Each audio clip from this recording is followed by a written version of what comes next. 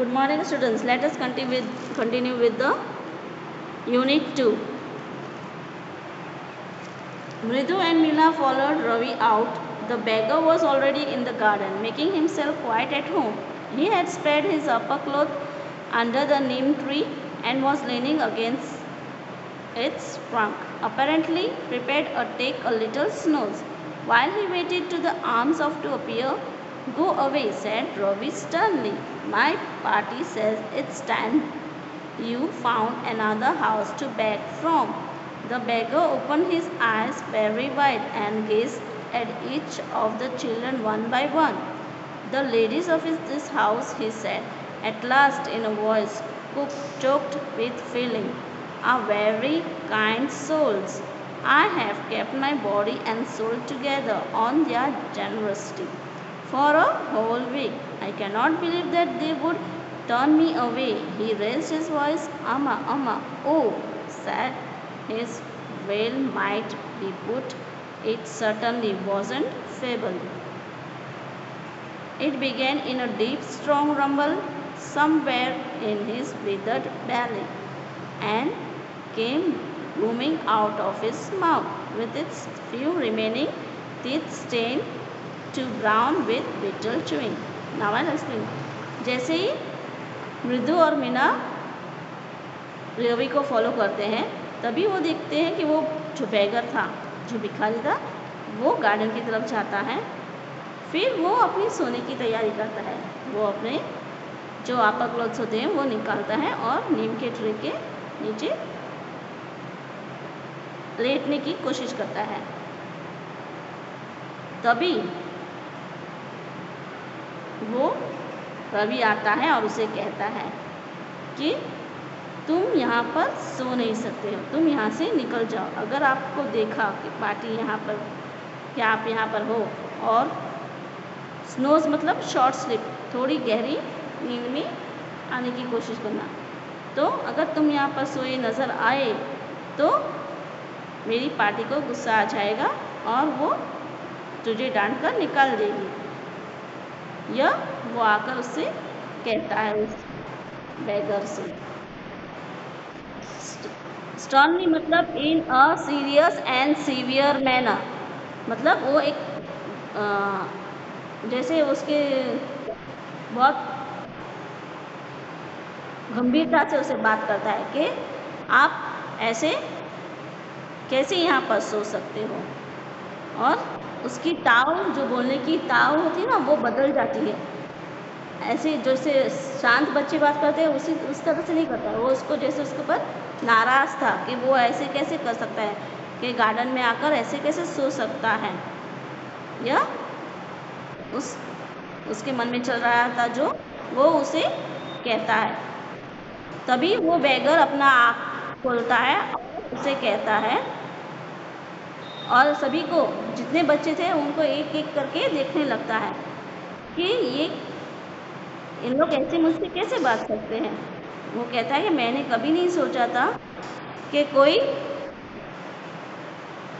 इस तरह से मुझसे बात करेगा, और मैंने जहाँ तक सुना है यहाँ की औरतें बहुत ही अच्छी है। Kept my body and soul together, manage to stay alive, मतलब मैंने कभी नहीं सोचा था, मैं यह हर रोज़ ये सोचता था कि मैं यहाँ पर रहकर अपनी ज़िंदगी गुजार पाऊँगा। कभी नहीं सोचा था कि कोई मेरे साथ ऐसे बर्ताव करेगा। रंबल मतलब to make a continuous deep resonant sound, जैसे उसे कहा गया कि मेरी अम्मा भी नाराज़ होगी और तुझे भगा देगी। ये उसने कभी सोचा नहीं था कि कोई इसके साथ ऐसे बर्ताव करेगा। विदर्ड मतलब स्पोकन ब्रिंकल्ड, मतलब उनकी आवाज़ में कुछ दर्द सा महसूस होना। Wail a prolong high pitch on a pent anger, वो भी जब कोई आपसे ऐसे कहे कि आप निकल जाओ, यहाँ पर रह नहीं सकते हो, मेरे यहाँ घर से कोई आएगा और ये देखेगा वो देखेगा, डांटेगा। अगर वो हर रोज़ वही इंसान आपके दरवाजे पर आए और अचानक से आप उसको भगा दो, तो उसके अंदर कुछ अलग सा कुछ महसूस होता है कि ये ऐसे मुझे कैसे कह सकता। उनके मन में ऐसी क्या बात हुई कि वो मुझे भगाने की कोशिश करता, जबकि मैंने अब आज तक कोई किसी को नुकसान नहीं पहुंचाया, मैंने किसी के खिलाफ कुछ नहीं किया है या कुछ चोरी बोरी नहीं की, तो उन लोग मेरे साथ ऐसे कैसे बर्ताव कर सकते हैं। और उसे बार बार बोलने पर कि चले जाओ, तो उसे एक तरह से गुस्सा भी आता है और उसके अंदर जो दुख भरा हुआ होता है उस आवाज़ में वो कहता है कि मैंने इन लोगों के बारे में कभी सोचा नहीं था कि इतने अच्छे लोग होकर आप लोग ऐसे मेरे साथ बर्ताव करेंगे। और वो बड़बड़ाने लगता है और तंग आकर फिर वो आगे बढ़ने लगता है। Ravi tell him there's nothing left in the kitchen called Rukumani and he's not to come again. Tell him that she sounded fed up. Ravi didn't have to repeat it all to the beggar. What his mother said had been easy for them to hear. They under the neem tree. The beggar sat up and sighed. I'll go, he said wearily. Only let me have a rest here under this tree. The sun is hot, the tar has melted on the road. My feet are already blistered. तो रसोड़े में से उसकी अम्मा की आवाज़ और रुकुमणी की आवाज़ आ रही थी और वो बार बार वही दौड़ा देते उसको यहाँ से भगा दो, यहाँ पर वो दिखाई नहीं देना चाहिए। और वो उसे तंग आ चुकी थी। फेडा मतलब टायर्ड एंड अनहैप्पी, तंग आना और उसके छुटकारा पाना। और फिर जो आवाज़ किचन में से आ रही थी वो उसे साफ सुनाई दे रहा था उस बेगर को कि उन लोग क्या बोलना चाहते थे। इसलिए उसने कहा कि मुझे सुनाई दे रहा है आपके घर से क्या आवाज़ आ रही है, इसलिए आप इतना टेंशन मत लो, मैं थोड़ी देर यहाँ पर आराम करूँगा और जैसे ही शाम ढलेगी मैं यहाँ से चला जाऊँगा। मैं आपके घर के अंदर नहीं आऊँगा, सिर्फ यहाँ आराम करने बैठा हूँ क्योंकि अभी बहुत धूप भी है बाहर और जो रोड पर टार है मतलब जो डांबर होता है वो अभी बहुत ही वो धूप के कारण मेल्ट हो रहा है और वो मुझे पैरों में ब्लिस्टर मतलब bubbles on the skin from Burns और रबरिंग, मतलब अगर आपको कोई गर्म चीज़ हाथ पर गिरे या पाँव पर गिरे तो एक जलन सी महसूस होती है। उसी वैसे ही वो बोल रहे हैं कि अगर मैं अभी धूप में कड़कती धूप में जाऊंगा तो वो रोड पर जो टार है वो मुझे मेरे पैरों को जलन महसूस करेंगे और मैं चल नहीं पाऊंगा। He stretched out his feet to show large pink peeling blisters on the soles of his bare feet.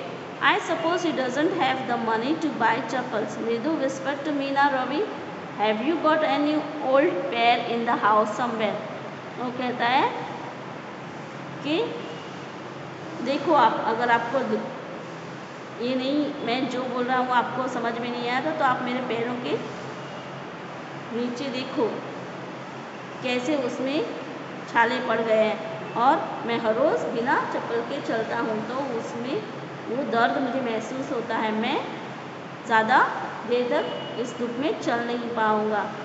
तभी मृदु कहती है मीना को धीरे से कि शायद उसके पास पैसे नहीं होंगे कि वो चप्पल खरीद सके। तो रवि से पूछती क्या आप लोगों के पास कोई पुराना पैर है जो उसे हम दे सकते हैं?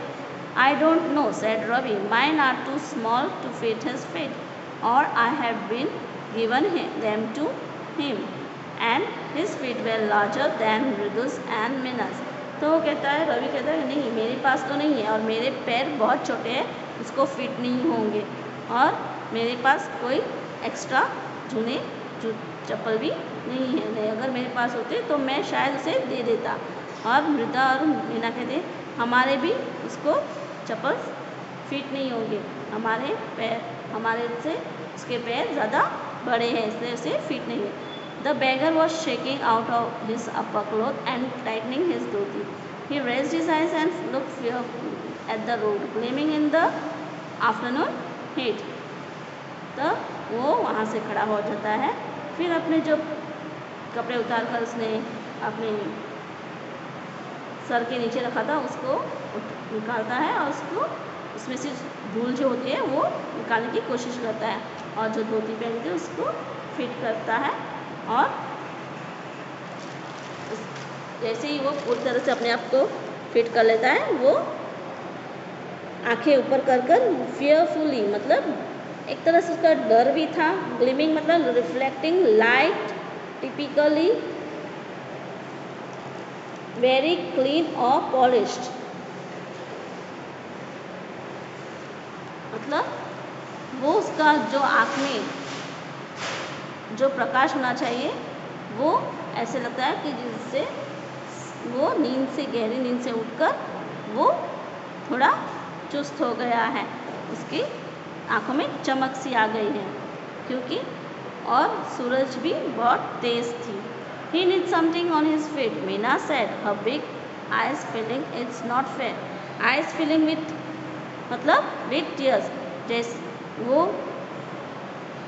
बोलती है कि इसको किसी चप्पल की ज़रूरत है, और उसकी आंखें देखो आंसू भरा है, ये कुछ सही बात नहीं हो रही है उसके साथ। एक तो वो हर रोज़ यहाँ पर आता है, हम हर रोज़ उसको खाना पीना देते हैं, और आज हम उसे यहाँ से निकाल रहे हैं, और उसके पैरों में चप्पल भी नहीं है।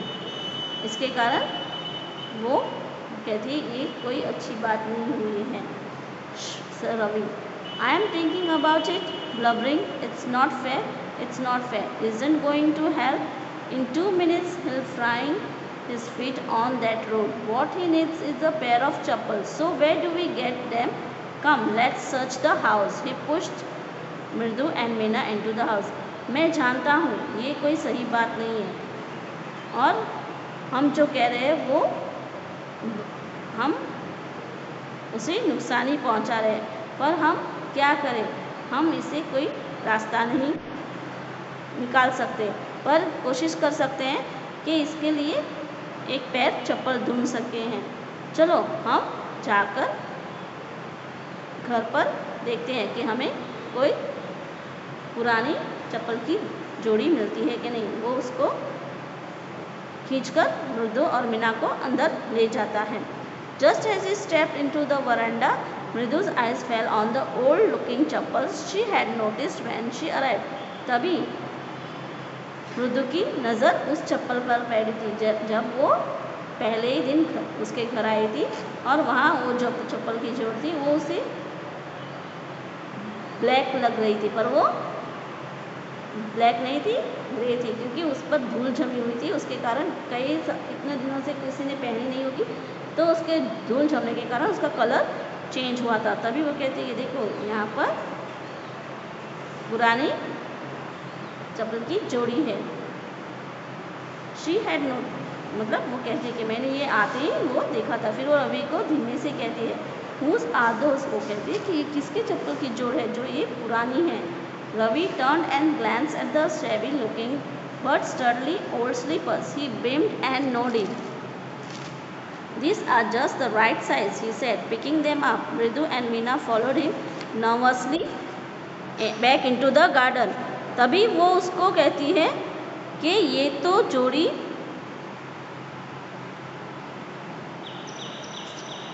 पता नहीं किसी के है, पर ये बहुत पुरानी है, और वो उसे उठाती है और उसको वापस गार्डन की तरफ वो दोनों नर्वसली, मतलब चिंतित होकर वापस वो गार्डन में चले जाते हैं। हम हमारा लेक्चर यहीं पर ख़त्म करते हैं, आगे का हम नेक्स्ट इसमें कंटिन्यू करेंगे।